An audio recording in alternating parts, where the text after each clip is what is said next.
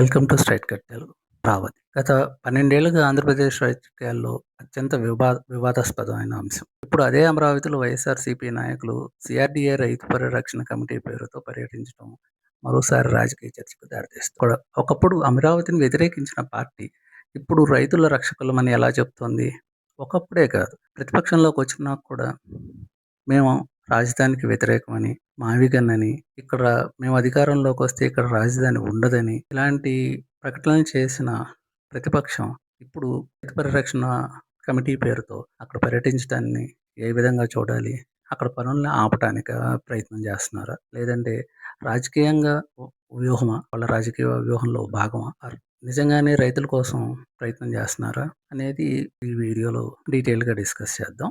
మొదటి ప్రశ్న, రాజకీయ పార్టీ గతంలో తీసుకున్న వైఖరికి పూర్తి విభిన్నంగా ఇప్పుడు మాట్లాడితే ప్రజలు దాన్ని ఎలా చూడాలి?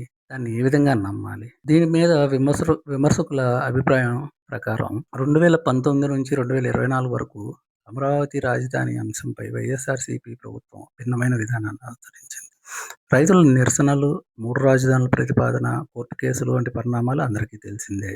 ఇది శ్మశానంతో సమానం అని, అది ముగిసిన అధ్యాయం అని, ఇట్లా వాళ్ళ వైఎస్ఆర్సీపీ అధికారంలో ఉన్నప్పుడు వాళ్ళ మంత్రులు కానీ అత్యంత సన్నిహితులు అంటే ప్రభుత్వానికి దగ్గరగా పనిచేసిన కొంతమంది సలహాదారులు కానీ ఇలాంటి విమర్శలు చేశారు. ఇప్పుడు అదే ప్రాంతంలో రైతుల పరిరక్షణ పేరుతో పర్యటన చేయటం రాజకీయ విమర్శలకు కారణమవుతుంది. ఇదే కాకుండా మరొక అంశం, పెనుమాక, ఉండవల్లి వంటి గ్రామాలు ఎంపిక చేశారు దీనికి నిరసన తెలిపే కార్యక్రమానికి. దాని వెనుక ఉద్దేశం ఏంటి? ఈ 2 గ్రామాల గురించి ఎందుకు చెప్తున్నాము అంటే, ఈ 2 గ్రామాల్లో చేయకూడదంటే చేయొచ్చు. ఇక్కడ ఈ 2 గ్రామాలు రైతులు మాత్రమే ఎక్కువ సిఆర్డీఏకి కానీ లేదంటే ప్రభుత్వానికి కానీ సహకరించట్లేదు.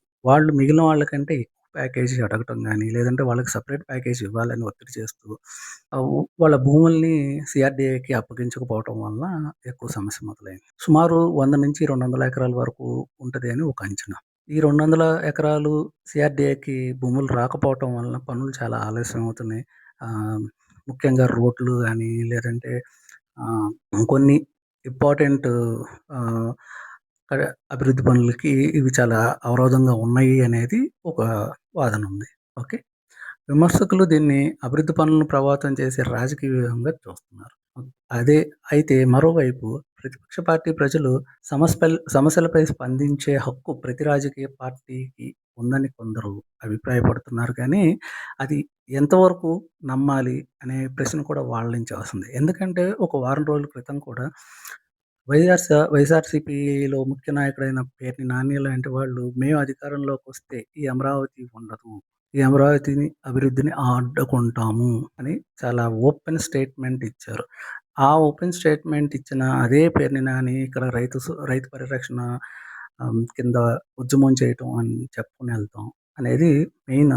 అలాంటి వాళ్ళందరూ అక్కడ ఉండటం వలన అనుమానించే పరిస్థితి ఏర్పడింది. రైతులకు అసలు ప్రయోజనం ఏంటి అనేది ఇంకొక, రైతులకి ప్రయోజనం ఏమాత్రం జరగట్లేదు. ఎందుకంటే వీళ్ళు అడ్డుకున్న ప్రతిసారి అది అభివృద్ధి కొంచెం డిలే అవుతూ ఉంటుంది. దానివలన వాళ్ళకి రావాల్సిన అవుట్పుట్ ఏదైతే ఉందో, ఇప్పుడు గవర్నమెంట్ వాళ్ళకి ఇస్తానన్న రిటర్న్స్ కానీ రిటర్నబుల్ ఫ్లాట్స్ కానీ వాళ్ళకి అప్పుడే అందుబాటులోకి రాకపోవటం, ఈ పనులు డిలే అవటం వలన ఎప్పటికి పూర్తవుతాయో తెలియని పరిస్థితి వచ్చి గత 5 సంవత్సరాలు అంటే 2019 నుంచి 2024 వరకు ఏ విధంగా అభివృద్ధి జరగలేదు. కాబట్టి అది ఆల్మోస్ట్ 5 ఏళ్ళు డిలే నడుస్తుంది. వీళ్ళు మళ్ళీ ఇలాగే చేయటం వలన ఇంకా ఎక్కువ అవుతుంది తప్ప సమస్య ఏమీ సాల్వ్ అవ్వదు. ఎవరైతే రైతులు 95% వరకు రైతులు వాళ్ళకి ఇష్టపూర్వకంగానే ఇచ్చిన వాళ్ళు ఎవరైతే ఉన్నారో వాళ్ళకి వీళ్ళు అవరోధంగా నిలుస్తున్నారు అనేది విమర్శకుల నుంచి వచ్చే ఒక ప్రశ్న. నెక్స్ట్, అమరావతి అంశం కేవలం ఒక నగరం గురించే కాదు, ఆంధ్రప్రదేశ్ భవిష్యత్తు, పెట్టుబడులు, ఉద్యోగాలు, రైతుల జీవితం, ప్రభుత్వ విధానాలపై ప్రజల విశ్వాసానికి సంబంధించిన అంశం. ఏ పార్టీలో అధికారంలో ఉన్న వైఖరిలో స్థిరత్వం, పారదర్శకత, ప్రజల ప్రయోజనాలే ప్రధానంగా ఉండాలి. రాజకీయాలు మారవచ్చు కానీ ప్రజల నమ్మకం మారకూడదు. ఇది ఈరోజు మన టాపిక్.